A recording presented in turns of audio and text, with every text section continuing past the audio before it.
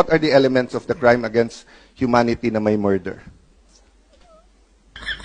Okay, Yes, sir. so did you or any of the people who were serving the warrant explain to him the elements of the crime?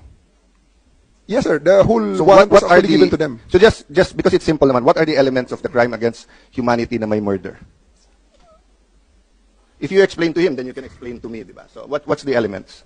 During the time, sir, it was not me who attempted the reading of the rights. It was the prosecutor general. Yes, sir. But sabi mo, you know the elements of the crime. I read to him in toto what was written Yes. on the warrant, sir. I read the warrant. Wala doon yung elements of the crime. We did not say that I know the elements, sir. I just Yes. read to him exactly So- the charges in accordance with what is written in the Yes, sir.